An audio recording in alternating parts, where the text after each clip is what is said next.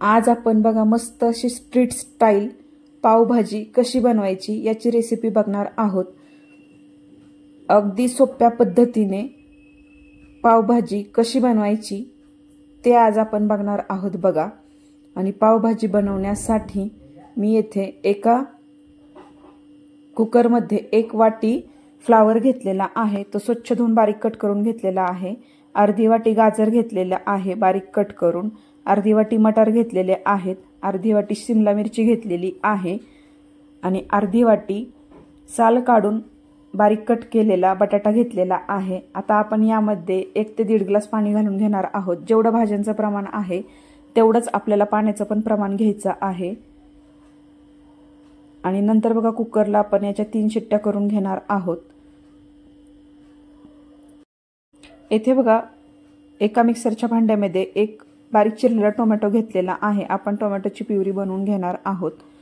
टोमॅटोची प्युरी मस्त अशी झालेली आहे बघा। नंतर एका गरम कढईमध्ये 2 चमचे मी तेल घालून घेतलेला आहे। आता आपण यामध्ये 2 तमालपत्र घालून घेऊया।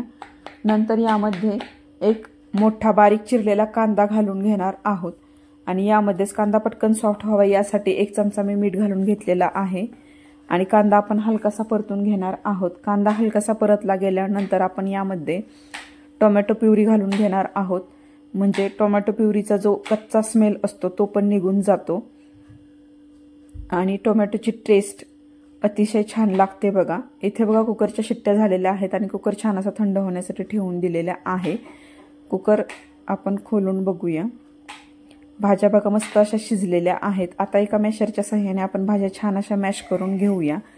अगदीच गरम असताना वाफ हातावरती येत असेल तर हलक्याशा थंड झाल्यानंतर देखील आपण भाज्या मॅश करून घेऊ शकतो। टोमॅटोची पेस्ट बघा हलकीशी परतल्यानंतर आपण यामध्ये 1 चमचा धनेपूड, अर्धा चमचा हळद, 1 चमचा लाल मिरची पावडर, 1 चमचा गरम मसाला आणि 2 मोठे चमचे पावभाजी मसाला घालून घेणार आहोत आणि छान असं आपण ते परतून घेणार आहोत बघा।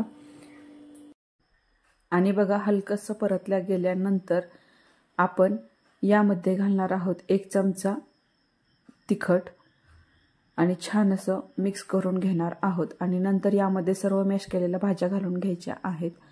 भाज्या आपण छान अशा मॅश करून घ्यायच्या आहेत आणि बघा नंतर मी एकदा मिक्स करून घेतलेला आहे। नंतर यामध्ये आपण 1 चमचा बटर घालून घेणार आहोत आणि बारीक चिरलेली कोथिंबीर घालून घेऊया। मटार मी घालून घेते आहे, अगदी थोडेसे मटार मी घातलेले आहेत।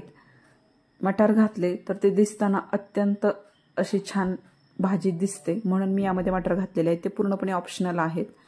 आता बघा येथे एका गरम तव्यावरती आपण थोडंसं बटर घालून आणि कोथिंबीर घालून त्यामधीलच थोडीशी पावभाजी घालून पण आपण परतू शकता, पण मी पावभाजी घातलेली नाही, फक्त कोथिंबीर आणि बटरमध्ये पाव आपण छान असे परतून घेतलेले आहेत आणि मस्त अशी पावभाजी तयार झालेली आहे।